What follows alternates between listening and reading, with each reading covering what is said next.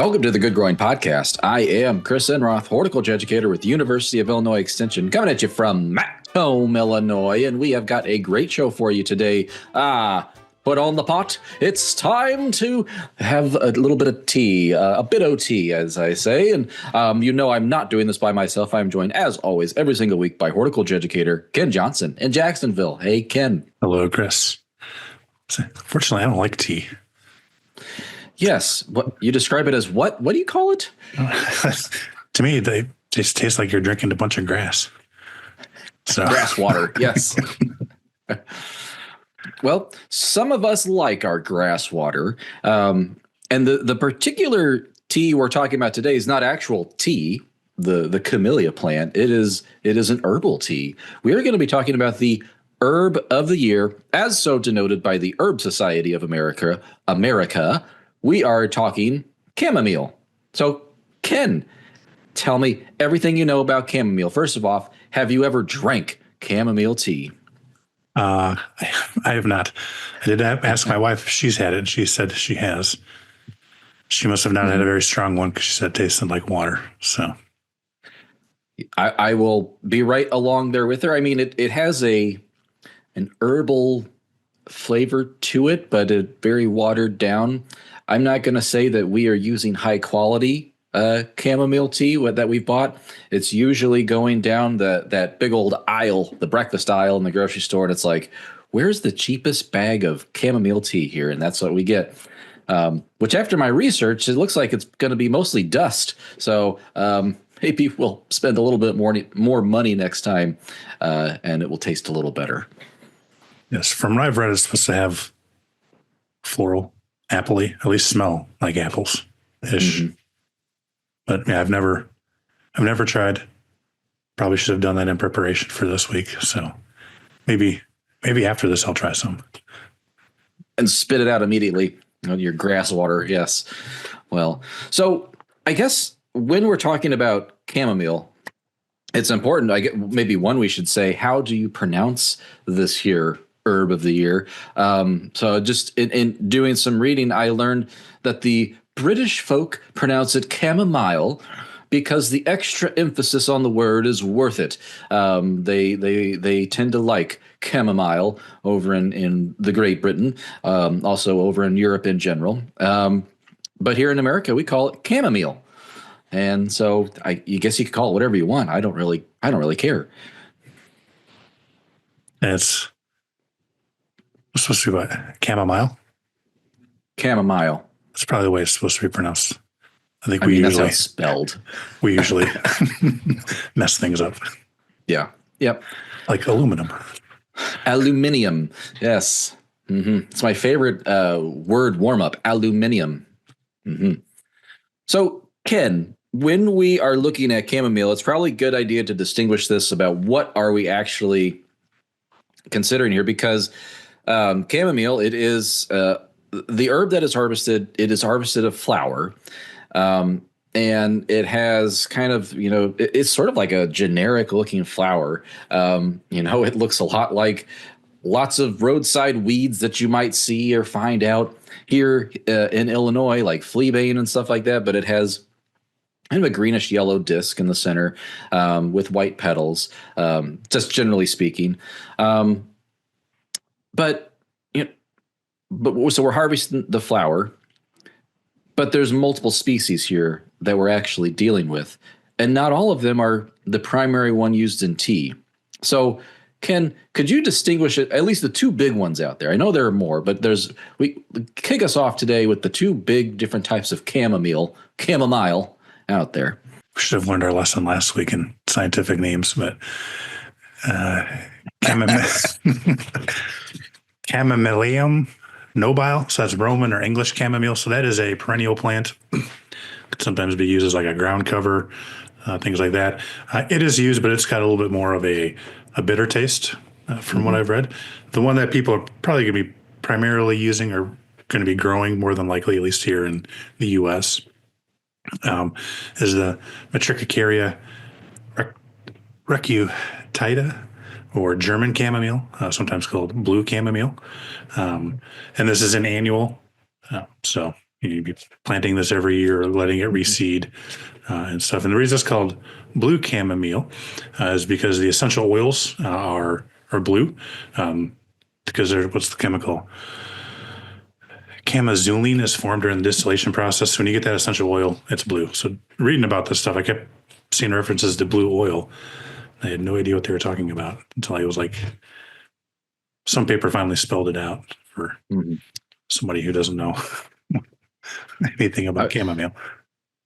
Well, I was looking at these images of this blue kind of distilled oil as it was injected into these jars of probably lotions or something, and or just carriers for putting this into soaps and things. But it was very pretty. It's a very pretty blue. Well, so I did a little bit more reading about the scientific names of these two different plants, Chamomilium noble, which is the Roman or English chamomile. And that one sticks. I mean, that one's pretty solid. It used to have a name much longer ago. Linnaeus actually is the one who named these way back when. But Matricaria for the German chamomile, that is pretty much the name that is used in a lot of the like seed companies and all the marketing for it. But a lot of the taxonomists out there are really trying to encourage people to switch to the new genus name, which matches the Roman chamomile. But I don't know if it's going to stick, because everyone likes saying Matricaria better than Chamomilium, or if that's probably pretty close, Chamomilium. But so, again, I guess call it what you will. It seems like, Ken, we used to say scientific names that's a solid thing. Like, where you're not guessing when it comes to scientific names. I feel like we're guessing anymore with scientific names now as we get into the DNA of stuff. Yes, things are changing all the time. Sure are. Not only do we have our Roman or English chamomile and our German chamomile, but we also have some native weeds. Well, not native, but we also have our weeds out in our own parking lots and driveways and sidewalks that are also related to these. The one that I recall seeing most often, especially in like gravel drives, is pineapple weed. This is Matricaria discordia, and it's everywhere, at least here in central Illinois. I see it all over the place. It is essentially a much stouter, shorter looking version of German chamomile. And the major difference, though, is that pineapple weed does not have any flower petals. So where the German chamomile has the white flower petals, the pineapple weed, no flower petals. So that's a good way to distinguish it. It's supposed to smell like pineapple. Mm-hmm. Pineapple-y, whereas German is apple-y. Mm-hmm. Yes. Yeah, everything in the apple-y world, and somehow pineapple and apple are related. And there's another one, was that Anthemis genus, are all look pretty similar. So stinking chamomile would be one. And you can imagine is not pleasant smelling from that name. And I think the Anthemis, aren't those generally considered toxic? So you want to make sure you're not, think you're growing chamomile. Well, if you're buying seeds, hopefully you're getting the actual stuff. But if you're just going out wild harvesting, make sure you're identifying those properly. So the stinking chamomile, the Anthemis genus, look at the flower, you cut that in half. The receptacle, the part that holds the flower, is going to be solid, whereas in German chamomile, that's hollow. Would be one way, because some of the Anthemis I don't think have much of a fragrance to them. So if you would be wild harvesting, just be careful and make sure you're IDing the right thing. Because it does not taste good. It has the word stinking in it for a reason. Another related plant here is Dyer's chamomile. Now, this is Cota tintoria, and it's native to the Mediterranean / East Asia. And the primary method for this, what it's used for, is true to its name, dyeing. So dyes, yellow dye, orangish dyes are produced by the flower, which is a much larger flower more pronounced than the other chamomiles that we've mentioned before. It almost reminds me of like a larger coreopsis type flower, like a lance leaf coreopsis or prairie coreopsis flower. So very bright, vibrant yellow. And then even the stems, you can grind those up to produce a green dye. So it's called Dyer's chamomile. And you might also see that in like an herb garden somewhere, like for demonstration purposes. So it might not be necessarily one for use for tea, but it would be one that they would use for dyeing certain things, clothes, I guess eggs coming up here, or potatoes in my behalf. I think it's pretty much all of them. There's probably more out there, but those I think probably the ones that people are going to be most likely to encounter. But if you're eating it, say more often than not, it's going to be German chamomile. Mm-hmm. So I'd assume with a name like German chamomile, it's all grown in Germany, right? Oh, I'm sorry, Ken. You are a little bit off the mark there. So most of the chamomile used for like consumption in teas and beauty products, that is primarily grown in Egypt. And Egypt is the biggest grower worldwide, and it's also the biggest exporter worldwide.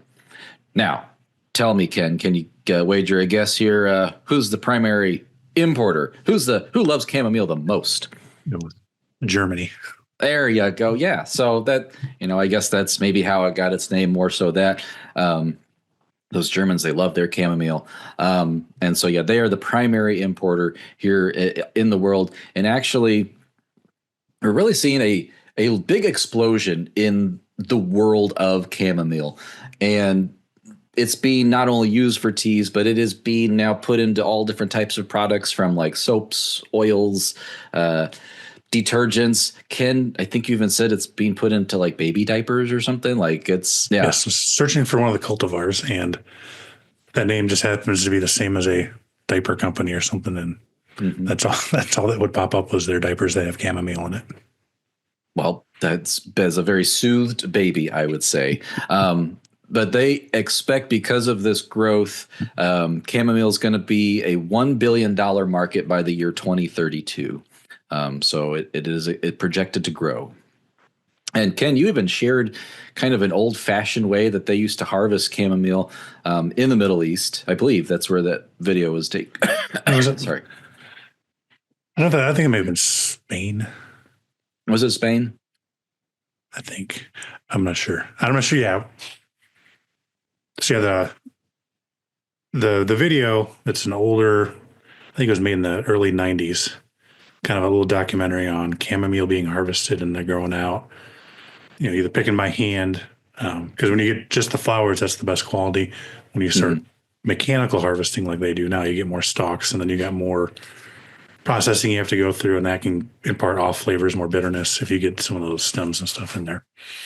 But they also have like scythes, little catchers on them that they'll use, and it's pretty interesting.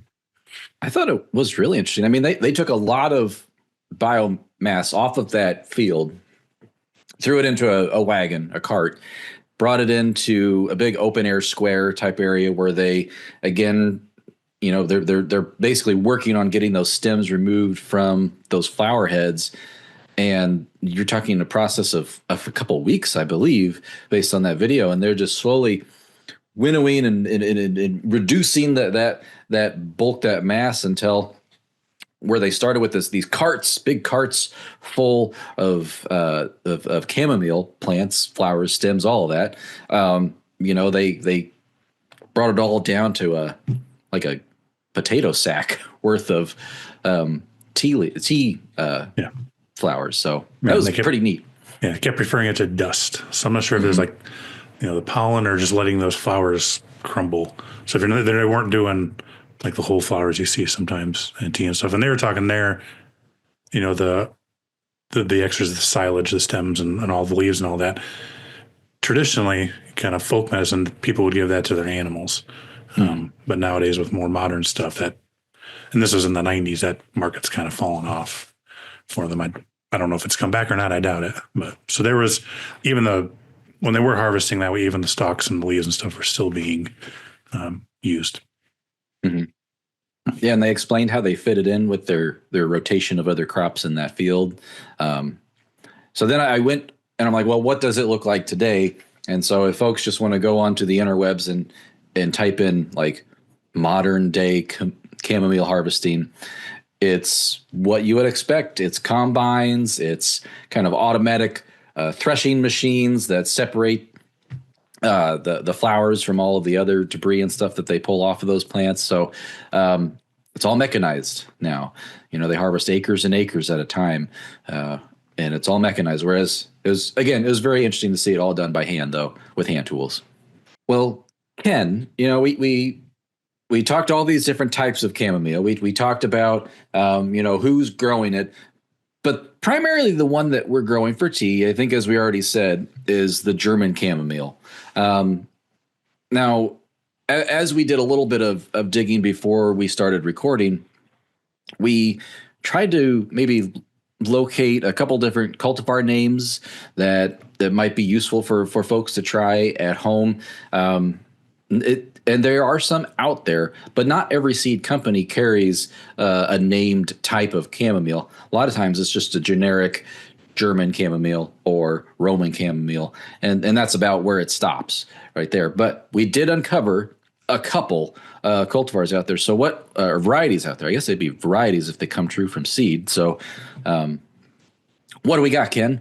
What's the recommendations? Yes. So couple that we can actually find descriptions. We'll actually find for sale places. Can only find two, really, in our extensive in air quotes search.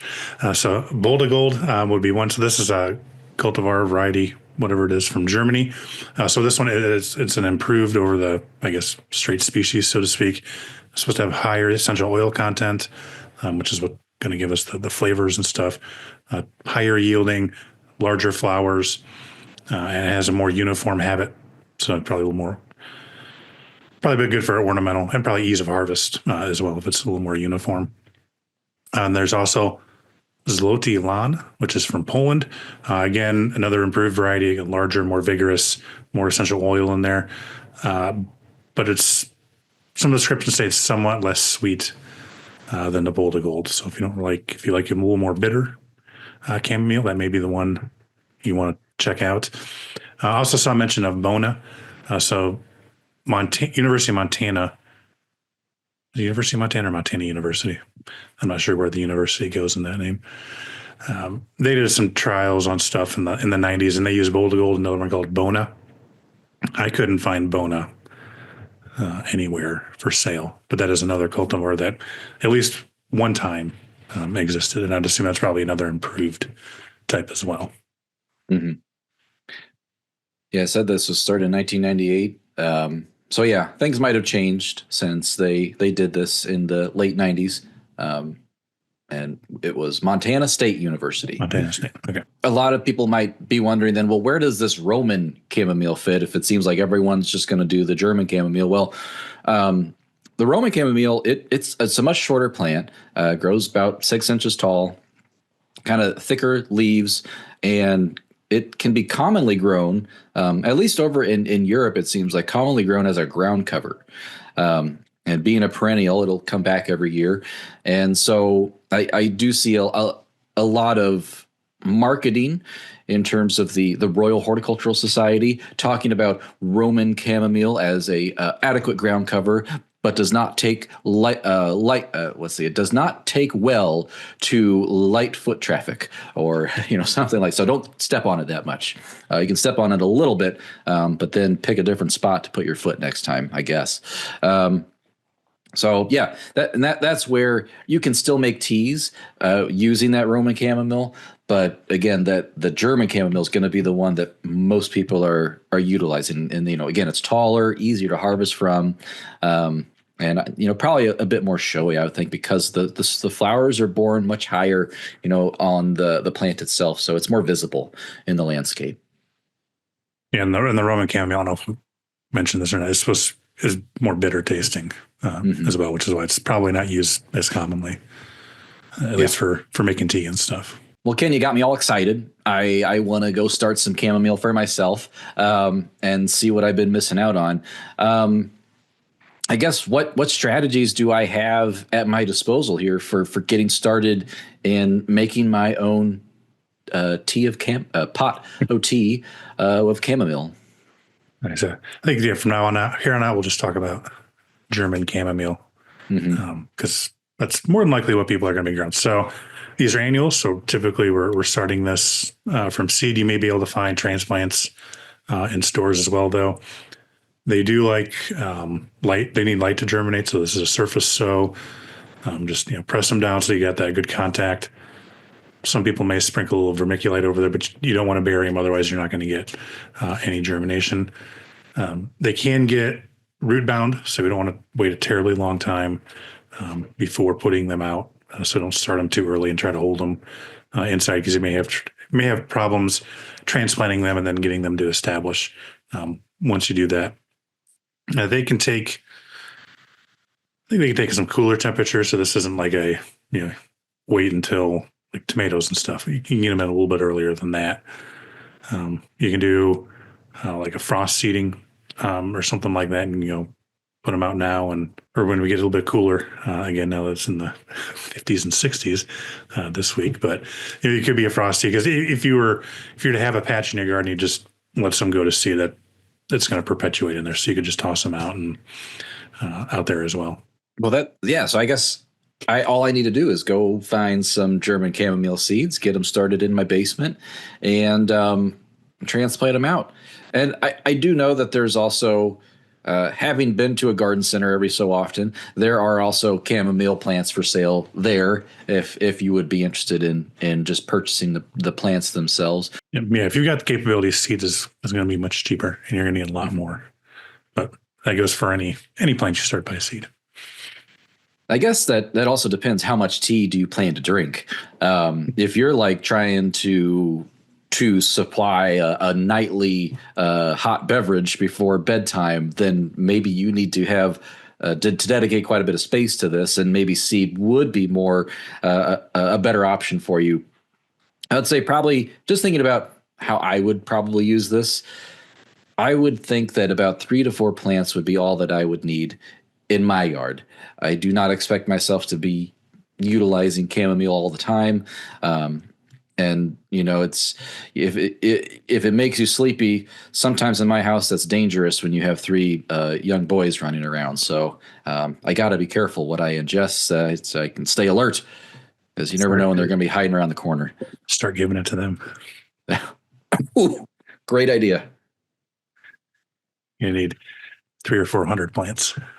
I think I might have good growing conditions for this plant.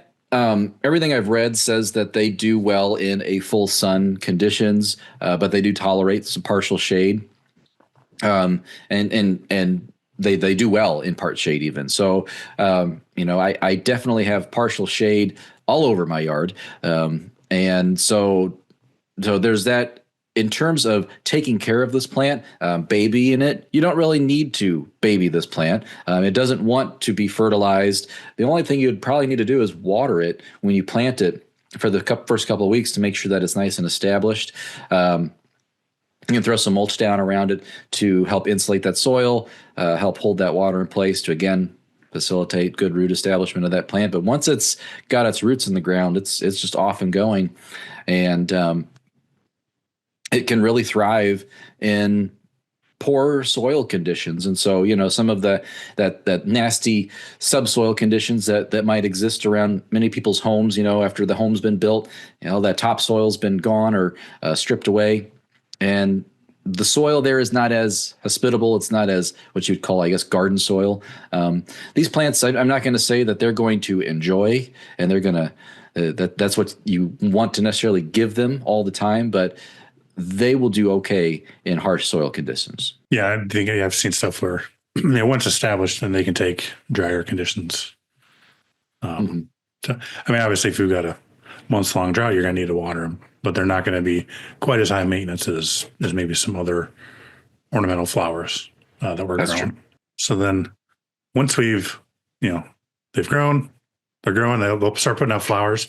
So when it comes to harvesting chamomile, we talked a little bit about this earlier, but from what I've read, you want to pick them when the petals are kind of perpendicular to the stem, so they're sticking straight out.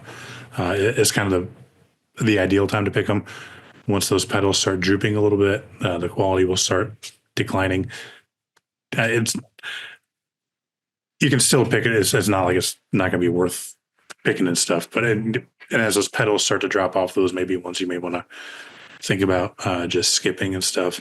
And with these, like a lot of other flowers, if we're removing the flowers, deadheading, so to speak, they'll send out new flushes. So you can get multiple flushes off these plants if you're going out and harvesting and not letting a whole bunch, leaving a bunch of flowers and letting them go to seed. And if you want these to reseed, leave some behind, or don't do a late harvest and let those last flowers go to seed, and then they can reseed. So you can just have your, even though they're annuals, you can have a perennial patch of chamomile if you let them reseed over time. Well, this sounds like too good to be true almost. If I just get this going my first year, I will have chamomile year after year. So, okay, Ken, let's say you're like you and you don't drink tea. Are there any other reasons that you might want to have chamomile in your landscape? It's a pretty flower. So there's the ornamental quality. And then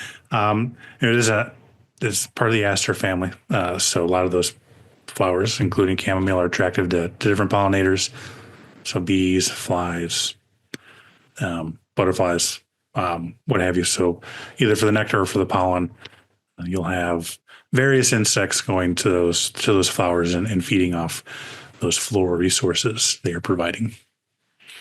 So another benefit. And for people maybe more like me, if I am chamomile tea curious, after harvesting them and drying them down for, let's see, about a week or two out of the sun, and I want to then make my tea, from what I have learned, that steeping can either enhance the flavor, like the duration that you will steep your tea, or it can be kind of a detriment to the flavor. So if you're someone who prefers more of a bitter type herbal tea, you're going to want to steep this for longer. So after about 10 minutes, I think the recommendations here were it's like a heaping tablespoon per cup of hot water. That's the kind of ratio that you would steep this in. And set your timer. I think maybe a good all-around time for steeping is going to be anywhere from 6 to 8 minutes. Once you hit 10 minutes, you're going to start eliciting those kind of bitter off flavors of the chamomile flower, and that might be still palatable to you, but in reading about this, once you hit 20 minutes of steeping, it really is a harsh, bitter flavor after that. And so I think you probably just timing this to however your own palate sees this as something suitable for you. Yeah, and you can use the fresh flowers as well. So reading some things, I think the dried flowers, from what I've read, and I've never done this before, taste a little bit more bitter regardless of how long you steep it compared to the fresh flowers. But if you're using fresh flowers, you need to use more of them because when they dried out, those oils are concentrated more. So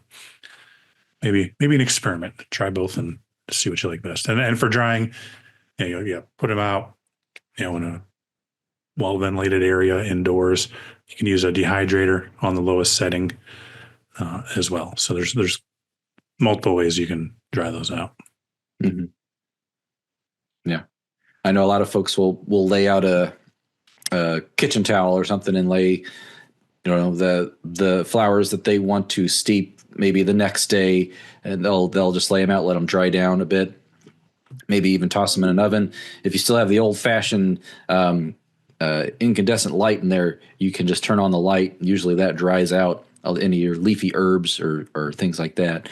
Or you can actually buy a dehydrator, and that probably take a lot more of that guesswork out of this. And some ovens have like dehydrator settings. I don't know if those will get low enough though, because I don't think you want it forever. You don't want it too warm because that'll again make it a little more bitter than if you let it kind of a gradual dry out process. Yeah. The other thing also about light, mainly sunlight, and why we say bring these indoors or put this in a sheltered location where they're not exposed to direct sunlight is that if they are in that direct sunlight, it will turn the colors of that flower from sort of those more prettier, dull yellow white colors to more of a gray. It kind of washes out all the coloration in your herbs, and it's just not as pretty. And so, the visual appeal of food is half of the flavor. That's what I believe. Yes, and you could take your dried flowers and put them in a airtight container and store them long term. So you can have it throughout the winter when we can't grow them. Well, that was a lot of great information about chamomile. Well, the Good Growing Podcast is a production of University of Illinois Extension, edited this week by me, Chris Enroth. Hey, Ken, thanks for hanging out. And, well, I will drink my tea. You will drink your non-grass flavored water, which I guess you just call water, right? Is that what normal people drink? Water? Well, I don't know about normal, but... Yes, I may have to try some chamomile tea and see if it does without the tea, just the chamomile, and we'll see. Yeah, people eat that. They'll just pop a flower in their mouth and they'll just chew on it. Mm-hmm. Yeah, I say there's only one way to find out, so we may have to now. Mm-hmm. And let's do this again next week. Oh, we shall do this again next week.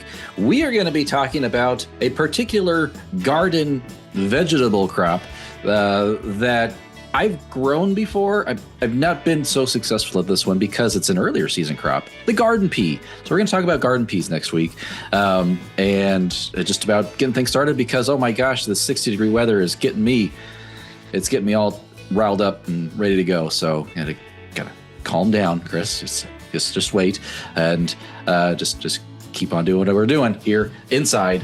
Hobbled away here inside. So, well, listeners, thank you for doing what you do best, and that is listening. Or if you're watching us on YouTube, watching. And as always, keep on growing.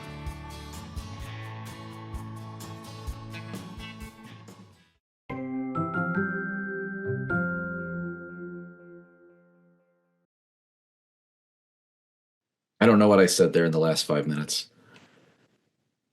So good. It was good.